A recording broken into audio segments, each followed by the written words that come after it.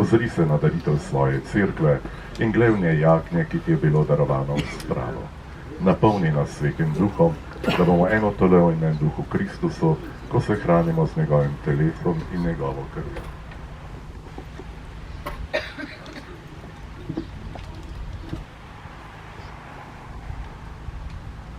On naj nas popolni za večno daritev tebi, da bomo mogli prejeti dediščino s tvojimi izvoljenimi, najprej s predlaženo Trico Marijo, svetim Jožefom, s apostoli in slavnimi mučenci. Zaupamo, da nas oni vedno podpirajo pri tebi s svojo priprošnjo. Prosimo, Gospod naš Bog, naj bo ta spravna daritev vsemu svetu mir in zveličanje. Utrjuj v veri in ljubezni na zemeljski poti svojo cerkev, svojega služabnika, našega papeža Frančiška, našega nadškofa Stanislava, vaš škofovski zbor, vse duhovnike, druge služabnike cerkve in vse svoje pridobljeno ljudstvo. Poslušaj, dobri oče, prošnje te družine, ki je zbrana pred teboj, in privedi k sebi tudi vse svoje razkropljene otroke. Sprejmi dobrotno v svoje kraljestvo naše rajne brate in sestre. Pri tej sveti maši se ti posebej priporočamo rajnega Miroslava Molka ter rajnega Antona Žaklja in vse, ki so se v tvoji milosti ločili z tega sveta. Upamo, da bomo z njimi tudi mi večno uživali tvojo slavo, po našem Gospodu Jezusu Kristusu, po katerem deli svetu vse dobrine.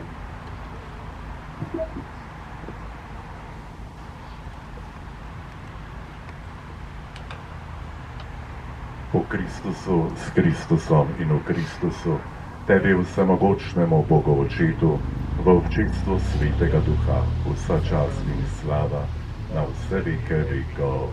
Amen.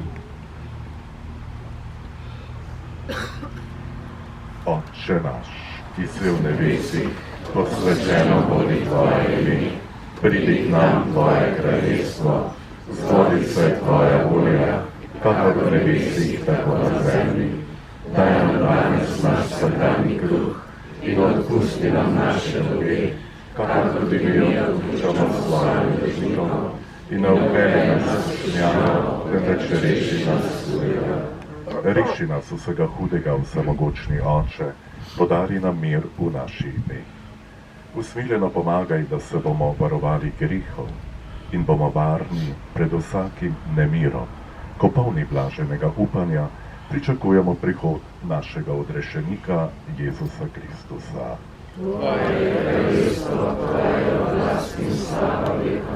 Gospod Jezus Kristus, tvoja mati Marija nas spremlja na naših poteh življenja.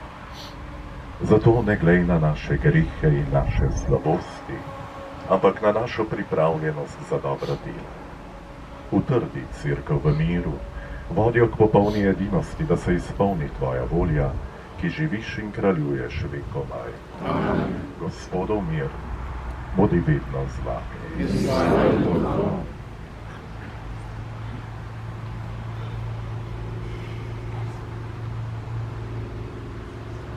Stojimo na zgodovinskem mestu, le nekaj korakov strani Ajdovski zid, ki je vse nekaj časa zagotavljal Rimljanom mir pred upadi tako imenovanih barbarov. Nahajamo se praktično ob železniški povezavi, ki je bila ena izmed treh, po kateri so Nemci med drugo svetovno vojno skrbovali frontu v Italiji. Partizani so z rednim miniranjem te povezave zagotovo prispevali k temu, da se vsaj za večino v Evropo po 6 letih vrnil mir. Po drugi strani pa je neposredno čez to železniško progo apnena jama, iz katere so prvih dneh slovenske pomladi izkopali 12 neznanih žrtev povojnih pomorov, ki so svoj mir našli šele pred 3 leti na Logaškem pokopališču. To mesto tukaj pa je bilo strateško izjemnega pomena tudi med osamosvojitveno vojno, saj teritorialna obramba uspešno zaustavila oklepne enote Jugoslovanske vojske in tako pomembno prispevala, da je lahko novo nastala država Slovenija zaživela v miru. Mir ni samoumeven. Zanj se moramo truditi vsak sleherni trenutek in tako naredimo tudi sedaj. Odpustimo si medsebojne napake, poglejmo si v oči in z iskrenim stiskom roke si drug drugemu podelimo mir.